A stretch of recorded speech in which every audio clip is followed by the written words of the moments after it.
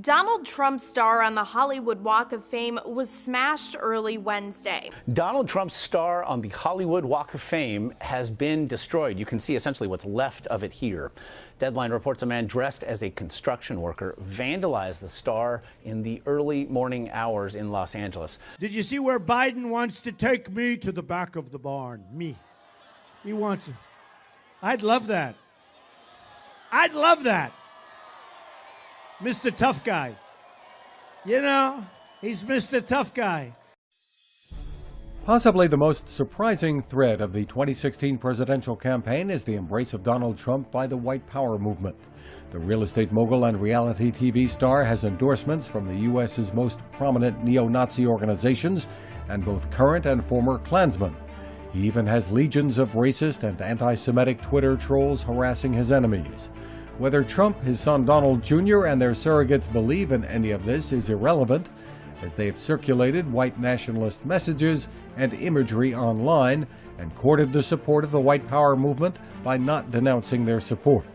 It's a race to the finish. Multiple stops a day, crisscrossing the United States in a bid to get every vote. Donald Trump and Hillary Clinton are also turning up the rhetoric, neither one mincing words.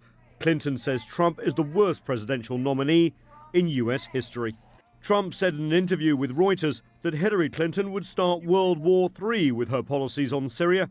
The crowds which turn out for Trump continue to shout, "Lock her up," a reference to the investigation into Clinton's deleted emails and the use of a private email server when she was U.S. Secretary of State. What we should do is focus on ISIS. We should not be focusing on Syria. Well, you'll end up with her plan. You'll end up in World War III with Syria. You're gonna end up, Steve. You're gonna end up in World War III over Syria if we listen to Hillary Clinton. She's incompetent. Well, I thought it was so important to stand up and to say what we all believe. The U.S. presidential candidate from the Republican Party, Donald Trump, claimed that Hillary Clinton's plan on settlement of the situation in Syria would lead to the Third World War. Trump criticized the plan of his adversary, Hillary Clinton, which presupposes establishment of a no-fly zone and security zone on the ground to protect the civil population in Syria. According to him, it may lead to the Third World War as there's probability of a conflict with the armed forces of Russia, which owns nuclear weapons. Most probably, the hottest events will take place on the Elections Day. According to the first scenario, there are three options of the development. The first one is that Trump wins, however, the Democrats will steal votes to claim victory. In case it happens, mass protests, violence, bloodshed, and a lot of problems connected with the law may be expected, the Natural News wrote. The second one is that Obama declares results invalid, asserting that the Russians have influenced the voting, which is the most probable outcome of the elections, and it will definitely generate unrest. The third one is that the Democrats recognize Trump's victory and agree upon peaceful change of power.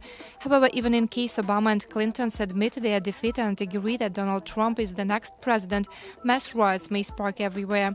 It is noted that Obama can make use of it to declare the martial law and suspend Trump's coming into power, accusing him of all the sins. It is also possible that Clinton wins the elections, but her adversaries will dispute the validity of the results. This scenario is quite problematic as it may face violence, which will promptly turn into a military coup or revolt of the armed citizens, a march to Washington and a dethronement of the corrupt power regime.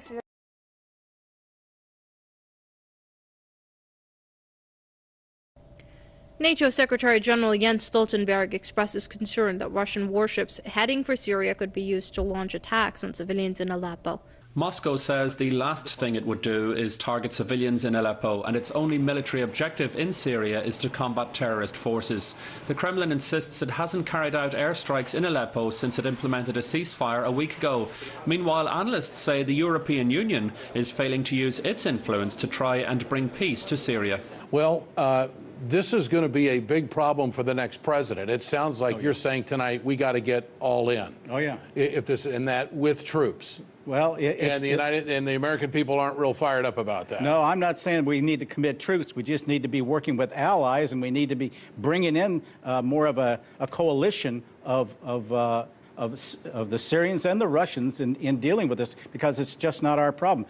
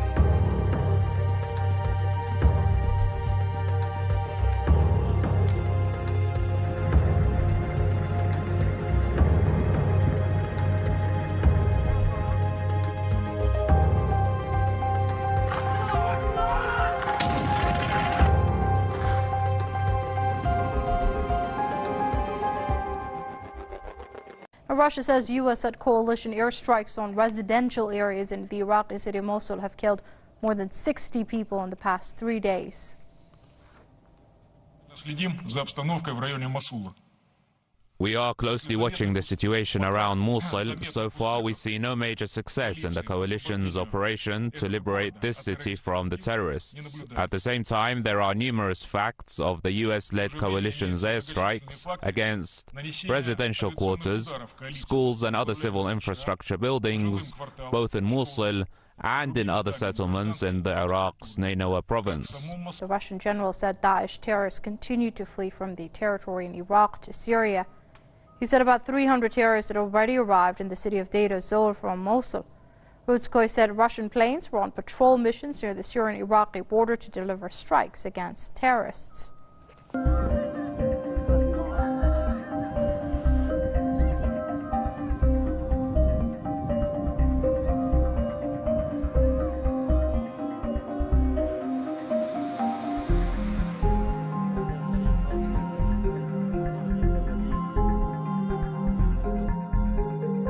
The United States did something incredibly shocking and outrageous last Friday. They sent a ship through the ocean. The South China Sea, to be exact, near here, the Paracel Islands. They're about 200 miles from the coast of mainland China, and steering a ship near there is totally and completely legal, because it's international waters. Unless you're the Chinese regime, and the Paracel Islands are actually the Shisha Islands, which have been China's sacred territory since ancient times. So how did the Chinese regime respond? By saying it will never allow the U.S. to run amok in the South China Sea. The U.S. is the real troublemaker in the South China Sea. That's according to an editorial in the People's Daily, the official newspaper of the Communist Party, and republished in English by my favorite state-run media, the Global Times. After granting permission for a Russian fleet to refuel at the port of Ceuta, the Spanish government announced the request has been withdrawn. Located in the Strait of Gibraltar, the port resides on the junction between the Mediterranean Sea and Atlantic Ocean. Spain initially granted permission to the flotilla of 3 Russian warships to dock at the North African port back in September, with an expected stay from October 28th until November 2nd. But the Foreign Ministry asked the Russian embassy in Madrid to clarify the fleet's intent in the Mediterranean, concerned that it may be headed towards Syria in support of Bashar al-Assad. The UN believes these amount to war crimes. The bombardment of Aleppo by the Syrian Air Force, and in the last year, their Russian allies have added their massive firepower. One estimate suggests Russia has been responsible for the deaths of over 2,700 civilians in that one-year period. Here in Geneva, Syria tops the agenda at the seat of the UN Human Rights Council. Elections for the council are taking place this week, and Russia wants to keep its place on it. A letter signed by over 80 human rights and humanitarian organisations says this would put the credibility of the council at risk. There's already an official US allegation of state-sponsored Russian hacking and of dumping sensitive data to influence the US presidential vote. Russia, if you're listening, I hope you're able to find the 30,000 emails. But there are also concerns the Kremlin is using the internet to manipulate political opinion. In Russia, according to one former Russian internet troll, and in the United States too. Now, the leader of Iran's Islamic Revolution has slammed the Western military coalition against terrorism as insincere. Ayatollah Sayyid Ali Khamenei says although the West may engage in war with terrorists in some cases, it is not genuinely after uprooting terrorism in Iraq and Syria. The leader also noted that the humiliation of Muslim youths in some wealthy and powerful European countries paves the way for them to join deviant terrorist groups like Daesh. Top story this afternoon. The top intelligence official in the United States says he believes North Korea will never give up its nuclear weapons. His remarks were promptly downplayed by the State Department. It reiterated that Washington's stance is that its current denuclearization policy will eventually have the desired effect. I think the notion of getting the North Koreans to denuclearize is probably a lost cause. They are not going to do that. That is their ticket to survival. And I got a good taste of that when I was there, about how the world looks from their vantage. And they are under siege and they are very paranoid. So the notion of giving up their nuclear capability, whatever it is a non-starter. Russian Foreign Minister has lamented that the European Union has been unwilling to develop a pragmatic, responsible and self-interest line in its relations with Russia. Lavrov made the comment during a meeting with members of the Association of European Businesses in Russia. The strategic review of relations with Russia that took place at a meeting of the European Union a week ago showed that there is still no willingness to develop relations that correspond to their own interests. In January 2015, President Barack Obama, addressing lawmakers in the U.S. Congress, accused Russia of making an aggression on Ukraine and said that thanks to Washington's response, Moscow has been isolated and the Russian economy is in tatters. But Lavrov made it clear that Washington will not succeed in shattering the Russian economy. Attempts to resort to punishment didn't give and won't give results. As we were promised from Washington 2 years ago, it won't be possible to tear to pieces the Russian economy. Those who are familiar with this condition don't need to be convinced that Russia surely stands on defeat.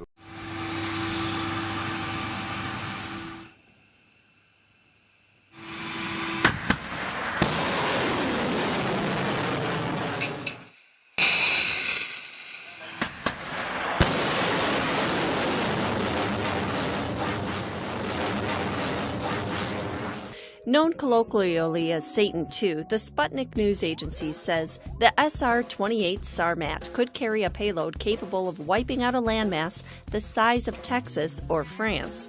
The missile will replace the RS-36M, which was dubbed Satan by NATO after entering into service in the 1970s. It's been a sort of very badly kept secret by the Russians. If its military abilities are real, which is what everybody expects, then it's quite a formidable weapon, a very formidable weapon. It can hit any target on either side of the United States, for instance. It's powerful enough to destroy a country, a single missile the size of France. It can carry up to 15 warheads. It can evade missile defenses quite effectively as well. And so it's a pretty awesome sort of missile. But I mean, hopefully it won't ever be used. But the real political value of this is that it shows that Russia is still a nuclear superpower, that it can still compete. It has parity with the United States when it comes to nuclear weapons. I think that's its main importance at the moment. All right, well, staying in Latin America now, it's time for Media Watch. James Creedon is here. And James, you've been looking at how people online have been reacting to these protests in Venezuela. They're calling for Nicolas Maduro to step down. Terrifying, and these are just snapshots, right? But there was a report on the 10th of October of overcrowding in a prison, in one particular prison, and an incident of cannibalism. And then there are other instances of morgues not being emptied, autopsies not taking place, basically the whole infrastructure of the country crumbling. You have this headline in the Financial Times talking about Venezuela's wealthy building their own oasis because inflation, food prices, everything. There's just the whole commercial infrastructure of the country is collapsing. Like every day, Edward and his wife wonder whether they'll be able to feed their 2 children. In this impoverished neighborhood in Caracas, finding food is a daily struggle. Edward and Judith usually manage to eat twice a day, but sometimes they only have enough for one meal, where the poor have been badly hit by severe shortages of food, medicine and basic goods. Now the upper and middle classes also feel the hardship. Supermarket shelves, which used to be empty, have recently filled up. But aside from a few products with government-regulated prices, most goods are unaffordable. In one shopping trip, this woman spent nearly a quarter of the minimum monthly income, 65,000 bolivares. That's about $100 according to the highest official exchange rate. Siento que hacer una marcha pacífica, siento que es como el inicio del cambio que viene ya, pero o sea, veo a la gente bien motivada y bien con ganas de que esto se resulte, pues.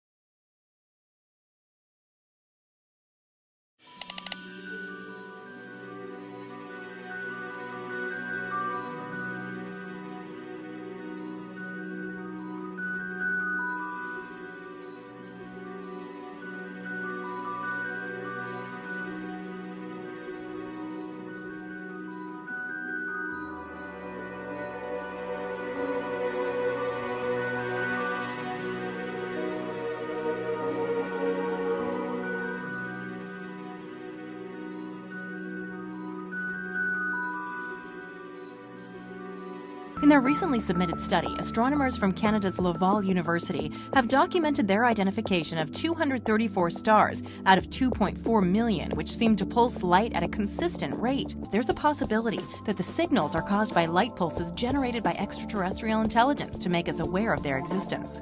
The study also notes that this small group was overwhelmingly in the F2 to K1 spectral range.